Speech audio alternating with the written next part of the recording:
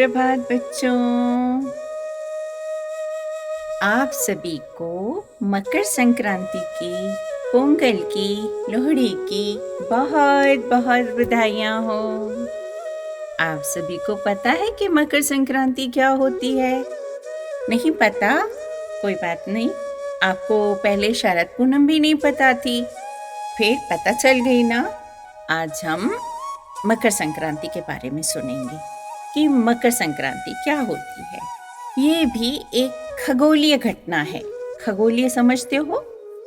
अंतरिक्ष, आसमान, स्पेस से रिलेटेड एक घटना है।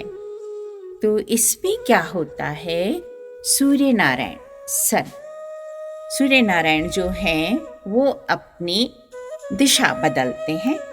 जैसे आपको पता है ना, अर्थ राउंड है, तो उस गोल पृथ्वी के दक्षिण दिशा से यानी कि धनु राशि से मकर राशि यानी कि उत्तर की तरफ भगवान सूर्य नारायण इस तरफ से धरती से इस तरफ जाते हैं, तो उसको हम बोलते हैं मकर संक्रांति।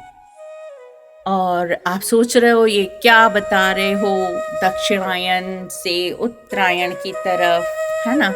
तो कोई बात नहीं, मैं आपको फिर से समझा देती हूँ कि आपको पहले तो मैं दिशाएं बता दूं कि दिशाएं कैसे जानते हैं हम लोग।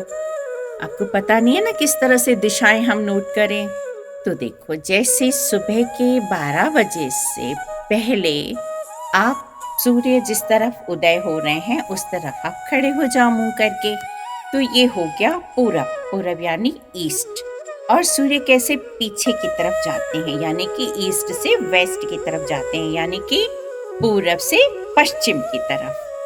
ठीक, तो पीछे पश्चिम, फिर दाएं दक्षिण, यानी कि दाएं यानी राइट, राइट यानी कि साउथ, और वेस्ट यानी कि लेफ्ट में वेस्ट, और उसको हम उत्तर दिशा बोलते हैं। तो सूर्य इस तरफ से इधर की ओर जाते हैं और उस समय में उनका तेज, उनका प्रकाश कुछ ज्यादा ही बढ़ता है और वो हमारे लिए अच्छा होता है, हमारे शरीर के लिए अच्छा होता है। वो तिल तिल करके बढ़ता है उस दिन से।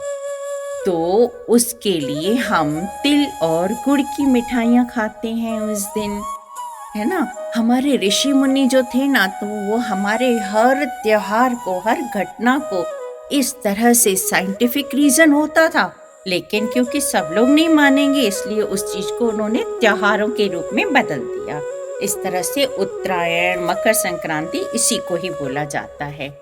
तो उस दिन हम सब लोग पतंग उड़ाते हैं ना, ऊपर खड़े होके या फिर नीचे ही ग्राउंड्स में, ताकि हम सूर्य नारायण की रोशनी में, उनके प्रकाश में ज्यादा से ज्यादा समय व्यतीत करें, क्योंकि इससे हम स्वस्थ रहेंगे, हमारा स्वास्थ्य अच्छा बना रहेगा।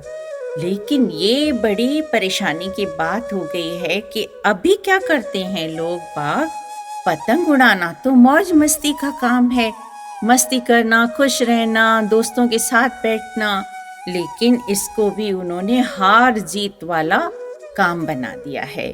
शर्तें लगा लेते हैं, इसको हराना है, उसको जिताना है। तो उस चक्कर में बड़ी बुरी बात हो गई है कि दूसरों का पतंग ज्यादा से ज्यादा काटें, इसके लिए अपने मांझे में, अपने धागे में कांच का चूरा लगा देते हैं। ये तो कितनी बड़ी बड़ी बड़ी बुरी बात है। देखो ना, उससे बिल्कुल बेजुबान पक्षी जो आसमान में उड़ रहे होते हैं वो अनजाने में ही कट जाते हैं, और अनजाने में कई पशुओं के गले में उलझ जाता है। कई जो 2 व्हीलर्स पे जा रहे होते हैं उनके गले में भी कई बार ऐसा खरोंचे आती हैं कि उनको स्टिचेस लगवाने पड़ते हैं। तो ये थोड़ी आदतों से, ये थोड़ी बुरी बातों से बच के हमें त्योहार को त्योहार की तरह ही मनाना चाहिए। अच्छा चलो बच्चों, ये तो बातें हो गई। अब मैं ये बता रही थी कि ये क्यों मनाते हैं हम, और है ना। तो एक तो इस दिन कहते हैं कि देवताओं का नया दिन शुरू होता है, नया साल शुरू होता है, साल का पहला दिन माना जाता है। दूसरा, इसी दिन हमारे भारतवर्ष में या पृथ्वी पर बोलें, गंगा जी का अवतरण हुआ था। माँ गंगा जी जो नदी हैं, पवित्र नदी मानी जाती है हमारी, वो हजारों साल पहले पृथ्वी पर नहीं थी। उनका अवतरण इसी दिन हुआ था। गंगा जी का प्राकट्य आज के दिन हुआ था। दूसरा, हमारे जो भीष्म पितामह महाभारत में आपने सुने होंगे, उनका मोक्ष का दिन भी आज था।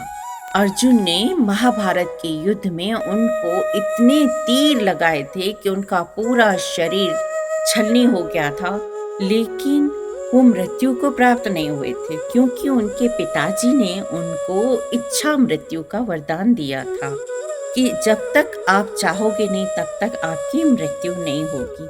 तो उन्होंने इस दिन को चुना था कि भगवान श्री कृष्ण मेरे सामने होंगे और सूर्य भगवान जो उत्तरायण में होंगे, तब मैं अपने शरीर को त्यागूंगा। ये मेरे लिए बहुत पवित्र दिन है, ऐसा उन्होंने माना था। अच्छा, और उसके बाद क्या होता है? आज के दिन बहुत महत्व है दान करने का, गंगा जी के स्नान करने का, ऐसी भी मान्यताएं हैं हमारे भारत में। अच्छा, और ये क्या होता है? 14 जनवरी को ही मनाया जाता है। आप और हम ऐसा ही जानते हैं कि 14 जनवरी को ही मनाया जाता है, लेकिन ऐसा नहीं है। हजारों साल पहले मकर संक्रांति दिसंबर के महीने में मनाई जाती थी। फिर 13 जनवरी को, और फिर मतलब धीरे धीरे करके सूर्य नारायण की गति बदलती है, वो मैं आपको बताने वाली थी कैसे। देखो, आपने और मैंने पढ़ा था कि स्वामी विवेकानंद जी का जन्म 12 जनवरी को मकर संक्रांति के दिन हुआ था। तो स्वामी जी का जन्म हुआ था 150 पौने 200 साल पहले ना, 1863 में उनका बर्थ ईयर है। तो उस हिसाब से गणना जो है, ज्योतिषीय गणना, जो एस्ट्रोलॉजी साइंस कहती है कि सूर्य नारायण जो हैं वो साल में 20 मिनट आगे गति हो जाती है उनकी। इस तरह से 3 साल में 1 घंटा आगे बढ़ जाते हैं, और फिर 72 सालों में 72 ईयर्स में वो फिर 1 दिन का फर्क आ जाता है। तो आजकल कुछ पिछले सालों से हो रहा है ना, 14 जनवरी या 15 जनवरी को मकर संक्रांति होती है, तो आने वाले समय में ठीक से 15 जनवरी को ही मकर संक्रांति होने लगेगी, इस तरह से गणना के हिसाब से। तो जैसे पहले बोला गया था कि 12 जनवरी को हुआ था जन्म स्वामी विवेकानंद जी का, तो उस हिसाब से हम काउंटिंग करेंगे तो आगे के हजारों सालों में फिर ये फरवरी में भी होने लगेगी, जैसे जैसे सूर्य नारायण की गति बढ़ती रही, है ना। चलो, ये तो हो गई सारी गणनाएं और हम क्यों मनाते हैं। और इसके बाद मैं आपको एक और चीज बताने वाली थी कि गंगा जी का अवतरण कैसे हुआ था और क्यों हुआ था। हम जब छोटे थे ना, तो हमारी टेक्स्ट बुक में ये स्टोरी थी, तो वो स्टोरी मैं आज आपको बताती हूँ कि एक बार क्या हुआ। एक इक्ष्वाकु वंश में एक राजा हुआ करते थे। इक्ष्वाकु वंश हमारे भगवान रामचंद्र जी का ही वंश है, भगवान रामचंद्र जी भी उसी वंश में हुए थे, है ना। तो उनके दादा के परदादा, परदादा के परदादा समझ लो, उनका नाम था राजा सगर। राजा सगर बड़े ही प्रतापी, बड़े ही पराक्रमी राजा हुआ करते थे उस समय भारत देश के। तो उन्होंने अश्वमेध यज्ञ किया। अश्वमेध यज्ञ ऐसा होता है जिसमें आप यज्ञ करते हो और यज्ञ करने के बाद बहुत बड़ा विशाल तरीके से यज्ञ होता है, और उस यज्ञ करने के साथ साथ एक घोड़ा होता है, उसको छोड़ा जाता है। वो घोड़ा पूरे देश भर के राज्यों में घूमता है, और अगर कोई उसको रोकता है तो राजा, जिस राजा ने वो घोड़ा छोड़ा है, वो राजा उस घोड़े को पकड़ लेगा और फिर जिस राजा ने छोड़ा है उसके सैनिकों के साथ, उसकी सेना के साथ युद्ध करेगा। फिर अगर वो जीत जाता है तो उसका अश्वमेध यज्ञ अधूरा रह जाएगा। और अगर कोई उनको आगे रोकता नहीं है, यानी कि वो उस राजा की गुलामी को स्वीकार करता है कि मैं आज से आपके अंडर में ही काम करूंगा, ऐसा माना जाता था। तो इस तरह से राजा सगर ने बहुत सारे यज्ञ किए, 99 यज्ञ कर लिए। अब जब 100 यज्ञ पूरे होते हैं ना, तो फिर राजा को इंद्र की गद्दी मिलती, यानी कि वो देवताओं के राजा माने जाते हैं। फिर मतलब धरती के राजाओं को तो वो अपने अंडर में ले ही लेते हैं, फिर उनको उनका राज्य भी मिलता है, देवताओं का, इंद्र का भी। तो जब इन्होंने राजा सगर ने 99 यज्ञ पूरे कर लिए और जब 100वां यज्ञ हो रहा था, तो राजा इंद्र जो देवताओं के राजा थे, उनको डर लगने लगा कि अब तो गई मेरी गद्दी। तो उन्होंने क्या किया, एक ब्राह्मण का वेश धर के, भेष बना के ब्राह्मण का, और ना रात रात में जाके उन्होंने सैनिकों ने समझा कोई ब्राह्मण है, वो यज्ञ वगैरह के लिए जा रहे हैं। तो उन्होंने क्या किया, रात ही में उन्होंने अश्वमेध यज्ञ के घोड़े को चुरा लिया। और चुरा के अब वो सोचने लगे, अब मैं छुपाऊं कहाँ इसको, अगर छुपाऊंगा तो पकड़ा जाऊंगा, कहीं पर भी छुपाऊं तो। कपिल मुनि कहीं तपस्या कर रहे थे। कपिल मुनि बड़े वीरान जंगल में, बहुत गहरे घने जंगल में, जहाँ कोई आ जा नहीं सकता है, वहां पर वो तपस्या कर रहे थे। तो उन्होंने क्या किया, सोचा कि जैसे ही मैं अगर इसको बांध के जाऊंगा, अगर कोई ढूंढता हुआ भी इधर आ जाए, वैसे तो कोई ढूंढ नहीं पाएगा इनको, तो मेरा राज्य बच जाएगा। अगर कोई ढूंढने आएगा भी तो कपिल मुनि जरूर उनको श्राप दे देंगे, तो मेरा तो काम हो गया। और वो कपिल मुनि के पीछे उन अश्वमेध यज्ञ के घोड़े को बांध के चले गए इंद्रलोक। तो सब लोग, जो राजा सगर के 60,000 पुत्र थे, वो सबको उन्होंने दौड़ाया कि ढूंढो चारों दिशाओं में। तो उन्होंने पूरी पृथ्वी को ही खोद डाला कि कहीं दिख ही नहीं रहे हैं। तो उन्होंने पहाड़ों को काटना शुरू किया, जमीन खोदना शुरू किया कि आखिर गए कहाँ, घोड़ा कहाँ गया, कहीं नहीं मिल रहा था। तो जब इस तरह से उन्होंने जमीन, पृथ्वी को खोदना शुरू किया, तो पृथ्वी स्त्री का रूप लेके उनके सामने आई कि भाई मुझे अब और मत सताओ, जो घोड़ा है वो कपिल मुनि के आश्रम में बंधा है। तो फिर वो लोग उधर चले गए, और जैसे ही कपिल मुनि के आश्रम में पहुंचे, तो उन्होंने पहले तो आवाज दी, लेकिन मुनि अपनी तपस्या में थे, उन्होंने देखा ही नहीं उनको। तो उन्होंने जैसे ही घोड़े को खोला उधर से, तो आवाज के कारण ऋषि का तपस्या भंग हुई, और उन्होंने क्रोध में उनकी तरफ देखा कि तुम्हें समझ नहीं आता, तुम मेरी तपस्या भंग करने के लिए आ गए हो। और उनके क्रोध से वो जो 60,000 उनके सगर के पुत्र थे, वहीं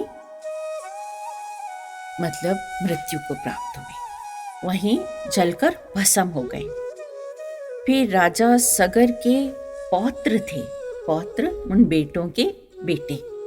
तो उनको जब पता चला कि कपिल मुनि के श्राप से हमारे सारे बड़े जो हैं वो मृत्यु को प्राप्त हुए हैं, तो उन्होंने और ऋषि मुनियों से पूछा कि अब इनका उद्धार कैसे होगा। तो ऋषि मुनियों ने, जो कपिल मुनि थे, उनके पास भी गए। तो मुनि ने कहा कि अब मैं तो कुछ नहीं कर सकता, क्योंकि ये तो पूरे जल गए हैं, लेकिन इनका उद्धार तब होगा जब गंगा जी स्वयं आकर इनको बहाकर इनकी अस्थियों को अपने साथ ले जाएंगी, तब जाके इनका उद्धार होगा।